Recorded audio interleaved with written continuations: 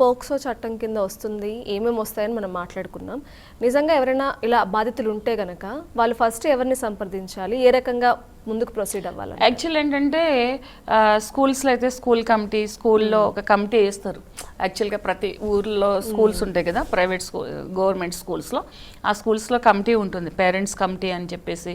వాళ్ళు వెళ్ళి ఆ కమిటీకి ఇన్ఫామ్ చేసినా లేకపోతే టీచర్కి ఇన్ఫామ్ చేసినా, ఎవరికైనా కూడా పేరెంట్స్ మెయిన్ ఏంటంటే పేరెంట్స్ తీసుకోవాల్సిన బాధ్యత ఉంటుంది పేరెంట్స్ మీదే. ఎక్కువగా స్కూల్స్లో ఇప్పుడు టీచర్స్ పిల్లల్ని అబ్యూస్ చేయడం కూడా చేస్తూ ఉంటారు. సో అప్పుడు కూడా వాళ్ళు వెళ్ళి పేరెంట్స్కే చెప్పాలి, ఎందుకంటే అక్కడ వాళ్ళ డామినేషన్ ఉంటుంది కాబట్టి.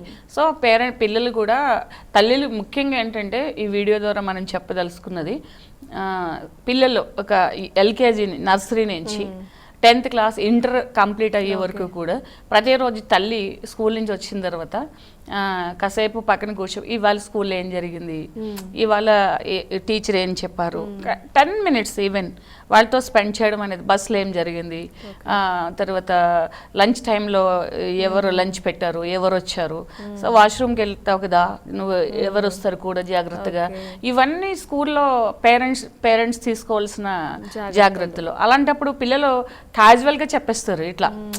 సో చెప్పేసినప్పుడు ఏం చేస్తారు, డ్రైవర్ ఒకవేళ అప్పుడు బంజారా హిల్స్లో ఒక స్కూల్లో కూడా చాలా పెద్ద ఇష్యూ జరిగింది ఇట్లాంటిది. సో ఇలాంటివన్నీ కూడా తల్లిదండ్రుల యొక్క ప్రైమరీ ఎంక్వైరీ అనేది, ప్రైమరీ అంటే వాళ్ళు తీసుకోవాల్సిన జాగ్రత్తలు అనేవి, మెజర్స్ అనేవి చాలా ఇంపార్టెంట్ అమ్మా. ఎందుకనంటే కొంతవరకు మనం ప్రివెంట్ చేయగలుగుతాం. సో ఈ పోక్సో అనేది ఏంటంటే ఆల్ ఆఫ్ సడన్ జరగదు.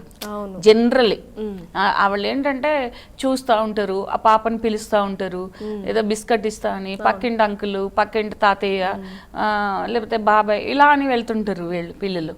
అంటే వాళ్ళతో ఒక మంచి ర్యాపో డెవలప్ చేసుకుంటారు.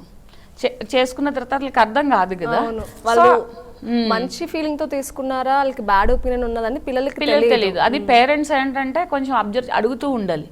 ఇప్పుడు ఇలా పట్టుకున్నా కూడా ఇంట్లో పట్టుకున్నట్టే అనుకుంటారు వాళ్ళు, కానీ వాళ్ళ ఇంటెన్షన్ ఎలా ఉంటుంది అనేది మనం తల్లులు, అలాగే మగ పిల్లలకు కూడా ఇవాళ రేపంటే నిజంగా చెప్పాలంటే ఆడపిల్లలతో పాటు కొంతమంది మగపిల్లలకు కూడా భద్రత లేనట్టు అయిపోయింది. ఈ గేస్ ఇలాంటి డిఫరెంట్ జెండర్స్ రావడము, ఇట్లా వాళ్ళకి చిన్న ఏజ్ నుంచి ఇవన్నీ యూట్యూబ్లో లేకపోతే ఈ సోషల్ మీడియాలో యాక్సెస్ ఉండడం వల్ల అఫెన్సెస్ చాలా బయటకు రావట్లేదు. కానీ అవి ప్రివెంట్ చేసుకోవాల్సిన అవసరం అనేది ప్రతి పేరెంట్ మీద, ప్రతి ఫ్యామిలీలోనూ చాలా అవసరం.